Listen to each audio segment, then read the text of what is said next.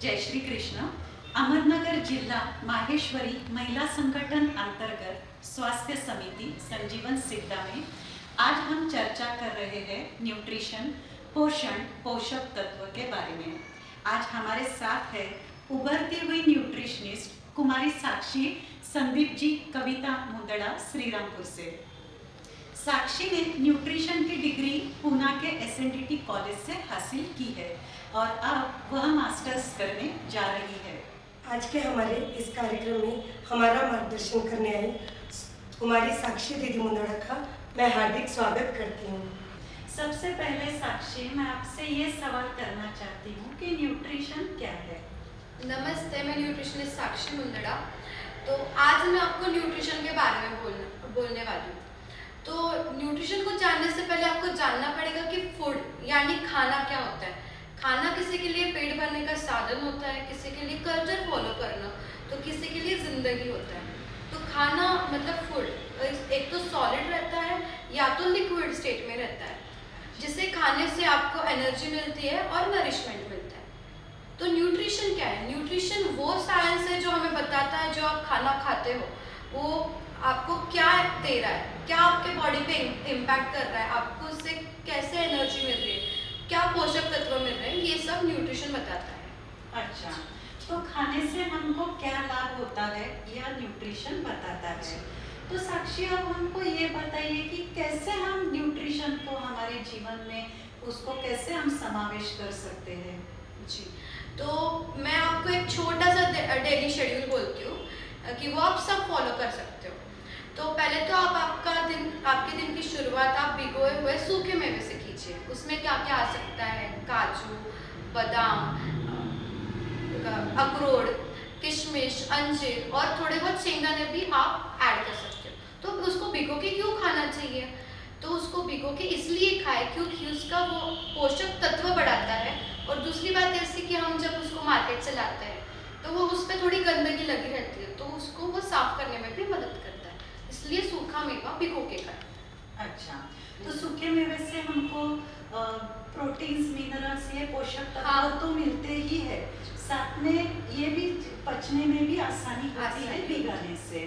अच्छा, तो इसके बाद हमको क्या करना चाहिए? इसके बाद आपको थोड़ा सा आपके शेड्यूल में एक्सरसाइज लाना चाहिए। आधे लोगों के चेहरे उतर गए एक्सरसाइज सुनते ही पर एक्सरसाइज उतनी ही जरूरी है जितना आपके लिए खाना जरूरी है। तो एक्सरसाइज एटलीस्ट आपने 1 घंटा तो भी करनी चाहिए। अभी आप बोलोगे 1 घंटा ही क्यों, ज़्यादा क्यों नहीं या कम क्यों नहीं? तो मैं आपको बोलती हूँ जैसे किसी मशीन का सिस्टम रहता है, इंजन रहता है, उसको स्टार्ट होने के लिए एटलीस्ट 20 मिनट तक लग जाते हैं। वैसे अपने बॉडी का सिस्टम रहता है, उसको फैट बर्न होने के लिए, मेटाबॉलिज्म अच्छा होने के लिए 20 मिनट लग जाते हैं। तो धीरे धीरे करके 20 मिनट के बाद फैट बर्न होना चालू होता है। तो इसलिए एटलीस्ट 1 घंटा तो भी प्रॉपर एक्सरसाइज करनी चाहिए। अच्छा, पर साक्षी, मैं तो दिन भर काम करती हूँ, फिर मुझे एक्सरसाइज की क्या जरूरत है? अच्छा पॉइंट बोला आपने।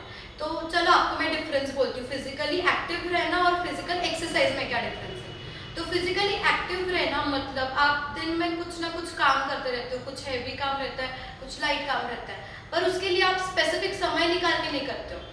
पर अगर वही आप थोड़ा 1 घंटा समय निकाल के जो एक्टिविटी करते हो उसे कहते हैं फिजिकल एक्सरसाइज। इसलिए वो फिजिकल एक्सरसाइज करना बहुत जरूरी है। अच्छा, तो हमको एक्सरसाइज पे ध्यान देना ही चाहिए। आप उसमें साइकिलिंग, योगा, जॉगिंग, रनिंग, फिर डांसिंग, जिसको डांस का शौक रहेगा डांसिंग, वो भी कर सकते हो। जरूरी नहीं कि आप सिर्फ जिम ही जाओ, अगर पॉसिबल हो रहा है तो क्यों नहीं। अच्छा, अब हमको नाश्ते के बारे में बताओ, सुबह का नाश्ता कैसा होना चाहिए? तो पहले तो सुबह का नाश्ता सबसे इम्पोर्टेंट है क्योंकि it is the first meal of your day और इट्स वेरी इंपॉर्टेंट। तो सुबह का नाश्ता आपका जनरली थोड़ा गर्म रहना चाहिए। गर्म इसलिए खाए क्योंकि वो आपका डाइजेशन इम्प्रूव करता है, इसलिए आप नाश्ता गर्मा गर्म कीजिए। और नाश्ते के साथ आप क्या खा सकते हो? तो नाश्ते में क्या क्या खा सकते हो? उपमा, पोहा, सेवई, फिर अलग अलग टाइप के पराठे, beetroot paratha, carrot beetroot paratha, paneer paratha, उसके बाद और अदर साउथ इंडियन डिशेस, ये सब आप इंक्लूड कर सकते हैं। नाश्ते के साथ चाय कॉफी ले सकते हैं क्या? नहीं, क्या होता है सब मतलब पहले कप ऑफ टी नहीं, क्या भोजन बोलते हैं, फर्स्ट कप ऑफ टी, उससे ही अपने दिन की शुरुआत होती है, पर वैसा नहीं रहता। क्या रहता है, नाश्ते के साथ हम जब अगर चाय कॉफी या कौन सी भी कैफीन का इंटेक करें तो उसमें जो न्यूट्रिएंट कंटेंट, जो पोषक तत्व जो नाश्ते में रहता है वो कम कर देता है। इसलिए उसके बाद ले और पहले भी लेने के लिए मैं मना करूंगी, क्योंकि क्या रहता है कि उससे एसिडिटी आपको हो सकती है। खाली पेट अगर आपने चाय कॉफी ली उससे एसिडिटी हो सकती है। इसलिए फर्स्ट कप ऑफ टी तो नाश्ते के बाद लास्ट कप ऑफ टी बने। साक्षी, ब्रेकफास्ट के बाद हमारा जब भोजन का टाइम होता है तो भोजन कैसे होना चाहिए? आप भोजन में जनरली रोटी सब्जी दाल चावल तो खाते ही, पर उसके साथ और क्या चाहिए, मतलब आपकी जो प्लेट है आपको वो कलरफुल दिखनी चाहिए। तो उसमें क्या क्या रहना चाहिए, अचार आप कर सकते हो। अचार मतलब अलग अलग टाइप के अचार, जैसे कैरी का अचार हो गया, उसके बाद हल्दी का अचार, आंवले का अचार, मिर्ची का अचार, ये सब चीज़ें आप ऐड कर सकते हो। उसके बाद सलाद, सलाद जो है वो नेचुरल फॉर्म में खाना चाहिए। मतलब आजकल बहुत ड्रेसिंग करते हैं उसमें, जैसे योगर्ट की ड्रेसिंग, मेयोनीज की ड्रेसिंग और तड़का। उससे बेटर है कि आप थोड़ा नेचुरल फॉर्म में खाइए, मतलब पूरी काकड़ी, पूरा कुकुम्बर, पूरा कैरेट, पूरा बीटरूट, और उसके साथ आप कभी कभार दही खा सकते हो और छाछ ले सकते हो। ये आपको भोजन में ऐड करना चाहिए। अभी बहुत सारे लोग भोजन अच्छा कर लेते हैं लेकिन शाम का नाश्ता स्किप कर देते हैं। तो शाम के नाश्ते में क्या खाना चाहिए और कितना ज़रूरी है, थोड़ा हमें इस बारे में। शाम का नाश्ता अगर घर का बनाया हुआ रहा तो ज़्यादा बेटर है। बहुत जन क्या करते हैं, बाहर से पैकेट्स लेकर आ जाते हैं, अलग अलग पैकेट्स, मतलब कुछ कुरकुरे के होंगे, कुछ किसके होंगे, या कुछ रेडीमेड पैकेट्स। तो बेस्ट है कि आप थोड़ा घर पे बना के खाएं, तो वो ज़्यादा हेल्दी रहेगा। बाहर क्या है, वो थोड़ा गंदा बैड फैट यूज़ करते हैं, इसलिए बाहर का खाना थोड़ा अवॉइड कीजिए और थोड़ा घर पे ही हेल्दी और इनोवेटिव कुछ बनाएं।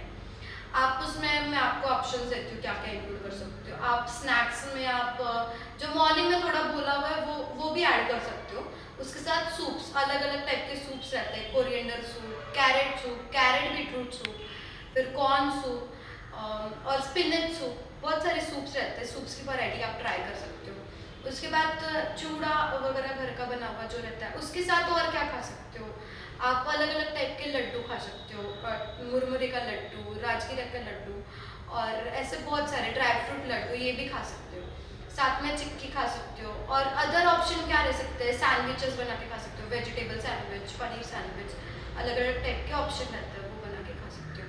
और जूसेस, आप बहुत जन बोलोगे हम फ्रूट जूसेस ले सकते हैं क्या, नारियल पानी तक ठीक है, पर बाकी जो फ्रूट के हम जूसेस बना के खाते हैं उससे क्या होता है, जो न्यूट्रिएंट कंटेंट जो उनमें रहता है वो कम हो जाता है।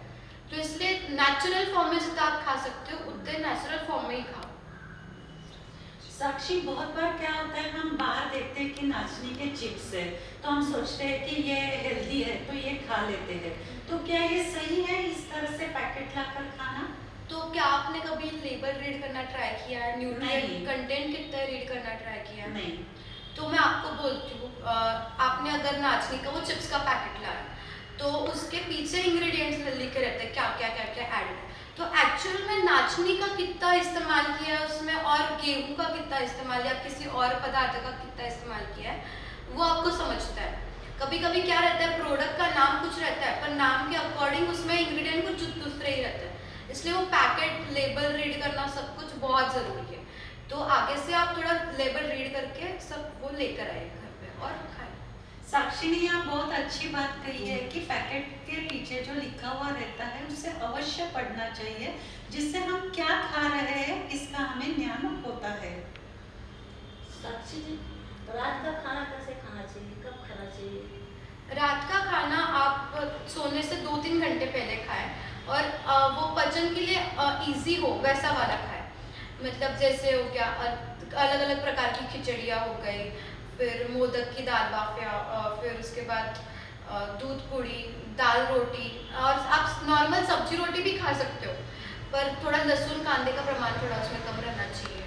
और सब्जी रोटी भी खाते हो तो प्रमाण का ध्यान देना चाहिए, मतलब ज़्यादा भी ना खा ले ओवर। तो ये सब चीज़ें नॉर्मली आप खा सकते हो। और रात का खाना थोड़ा सा लाइट क्यों चाहिए, और आपका जो मतलब सुबह से जो मेटाबॉलिज्म धीरे धीरे धीरे करके कम होता है। तो रात में इसलिए कम खाएं, और उससे क्या होता है अगर आप थोड़ा ज़्यादा खा लोगे तो आप ओवर ईट भी कर सकते हो। और दूसरी बात ऐसी कि आपको पेट हेवी फील होगा, एसिडिटी का प्रॉब्लम हो सकता है और बहुत सारे प्रॉब्लम हो सकते हैं। और एक चीज़, आप खाने के बाद तुरंत ना लेटे, उससे क्या होगा जो आपके पेट में जो एसिड है वो आपके मुंह तक आ सकता है। उससे क्या है बहुत डैमेजेस हो सकते हैं, सिर्फ माउथ में डैमेज, मतलब माउथ में क्या होता है टीथ जो है वो उसका प्रॉब्लम हो सकता है। उसके बाद आपको एसिडिटी का, ब्लोटिंग का प्रॉब्लम हो सकता है, डकार आ सकते हैं, और आपको बहुत हेवी फील होगा, बहुत पेट में जलन होगी और इत्यादि कई अधिक प्रॉब्लम हो सकते हैं। इसलिए थोड़ा बहुत ध्यान दीजिए, खाने के बाद तुरंत ना लेटें। साक्षी, एक बात और पूछना चाहती हूँ कि अंतर्राष्ट्रीय मिलेट वर्ष घोषित करने की नौबत क्यों आई है? जी, मिलेट बहुत इम्पॉर्टेंट है, बहुत इम्पॉर्टेंट। तो उसका अवेयरनेस अभी बहुत कम हो गया है, इसलिए उसका फिर से अवेयरनेस लाने के लिए लोगों में, ये जनरेशन में वो घोषित करना पड़ा। तो मिलेट को हम तृणधान्य या भरड़ धान्य भी बोलते हैं। तो वो एकदम गेहूं के और चावल के समान ही रहता है, पर उनसे कई अधिक पोषक तत्व देता है। उसमें क्या क्या आता है, ज्वार, बाजरा, नाचनी मतलब रागी, ये सारी चीज़ें उसमें आती हैं। तो मिलेट आपको और क्या फ़ायदे देगा, चलो आप जानते हैं। तो मिलेट आपका पहले तो पेट साफ रखने में मदद करता है, बीपी कम रखने में मदद करता है, टाइप 2 डायबिटीज़ और ओबेसिटी होने से रोकता है। फिर जो छाती का कैंसर है उसको होने से रोकता है। उसके बाद जो आपके आंतड़ी में जो अच्छे जीवाणु हैं, मतलब गुड गट बैक्टीरिया, उनको बढ़ाने में हेल्प करता है। ये सारी चीज़ें मदद करता है। तो ये पूछना चाहती हूँ कि गेहूं की पुड़ी कब खाना चाहिए, रोटी कितनी खाना चाहिए, खाने में भोजन में हम कैसे उसका समावेश करना चाहिए? जैसे मैं आपको बोलती हूँ गेहूँ और ओट्स का खाने का प्रमाण बहुत बढ़ गया है आजकल। पर आपको पता है मिलेट सबसे ज़्यादा हेल्थी, इनसे भी गेहूँ और ओट्स से भी ज़्यादा पोषक तत्व देता है। उससे हमें मिलेट से हमें vitamin B3, folate, fibre, magnesium, iron, calcium, ये सारी चीज़ें मिलती है। आपको पता है रागी में सबसे ज़्यादा कैल्शियम होता है, दूध से भी ज़्यादा। तो मतलब चलो एग्जाम्पल के थ्रू समझते हैं, मिलेट हमें सेंस ऑफ सेटिस्फैक्शन कैसे देता है या संतुष्टता कैसे देता है। तो मिलेट खाने से पहले तो हम एक एग्जाम्पल के थ्रू समझेंगे। अगर आप एक रोटी खाएं, सादी गेहूं की रोटी या ओट्स का कुछ बना हुआ, तो आपका कुछ पेट भरा हुआ लगता है? नहीं। तो वही अगर आप बाजरे की रोटी, ज्वार की रोटी, रागी की रोटी खाएं, एक रोटी, तो आपको थोड़ा संतुष्टता मिलती है, पेट भरा हुआ लगता है। तो यही फर्क है दोनों में, और आप बहुत देर तक मतलब आपका पेट भरा हुआ रहता है। सिर्फ डाइटिंग में नहीं, आप डेली लाइफ में भी इससे ऐड कर सकते हो, अल्टरनेट डेज भी खा सकते हो। इसका उपयोग हमें ज़्यादा से ज़्यादा करना चाहिए। और एक बात आपको बोलना चाहती हूँ मैं, आप जब भी खाएं, आपके जो मोबाइल फोन्स है और काम है थोड़ा साइड में रख दीजिए और आपके फूड प्लेट पे फोकस कीजिए। आपको समझ में आएगा कि आपके प्लेट में क्या है, क्या खा रहे हो आप, और उसके बाद मतलब वो आपके पेट में कैसे जा रहा है, आपके बॉडी पे कैसे इम्पैक्ट कर रहा है, उनसे आपको क्या क्या मिल सकता है, वो पौष्टिक है नहीं है, आपके बॉडी को सूट हो रहा है नहीं है, वो सब चीज़ें समझ में आएंगी। और इससे और एक चीज़ का फ़ायदा क्या होगा आपको पता है क्या, कि आप जो खाओगे तो आपको समझ में आएगा आप कितना पोर्शन खाते हो, मतलब कितना आपका खाने का प्रमाण है।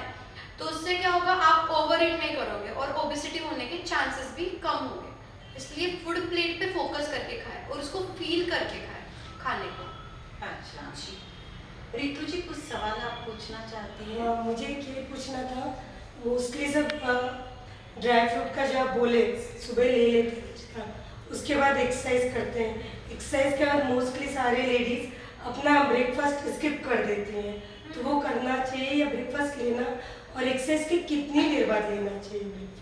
तो पहले तो ब्रेकफास्ट जो स्किप करते हैं ना, वो बिल्कुल करना नहीं चाहिए। क्या होता है आजकल बहुत सारे बीच में डाइट्स आए थे, दीक्षित डाइट, ये सारे डाइट, मतलब 2 ही टाइम खा रहे थे। उससे क्या होता है, आपको पता है कि आप सिर्फ 2 ही टाइम खाने वाले हो और गैप बहुत ज़्यादा है, तो आप क्या करते हो, पहली बार में खाते हो तब बहुत खा लेते हो, और दूसरी बारी आते आते आपको इतनी भूख लग जाती है कि आप कभी कभी बीच में कुछ तो भी दूसरा खा लेते हो, या फिर सेकेंड टाइम जब खाते हो डिनर तब आप बहुत हेवी कर लेते हो। तो ये सब चीज़ें बहुत तकलीफ दे सकती है आपको, मतलब बहुत सारी प्रॉब्लम्स हो सकते हैं, बहुत कुछ हो सकता है, और आप पूरे दिन डल महसूस करोगे, एनर्जी आपकी लो रहेगी, और आपको जो प्रॉपर न्यूट्रिशन मिलना चाहिए वो नहीं मिलेगा।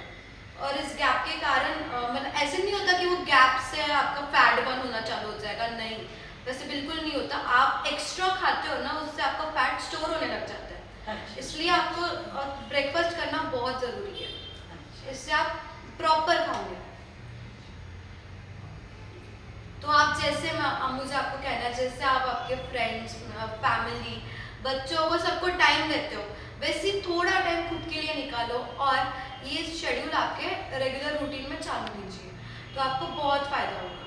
धन्यवाद। धन्यवाद साक्षी, हमारा इतना सुंदर मार्गदर्शन करने के लिए, आहार का टाइमिंग, कब क्या लेना चाहिए ये बताने के लिए, और इसी से शायद आहार ही आरोग्यम धन संपदा में ये यथार्थ हो सकेगा।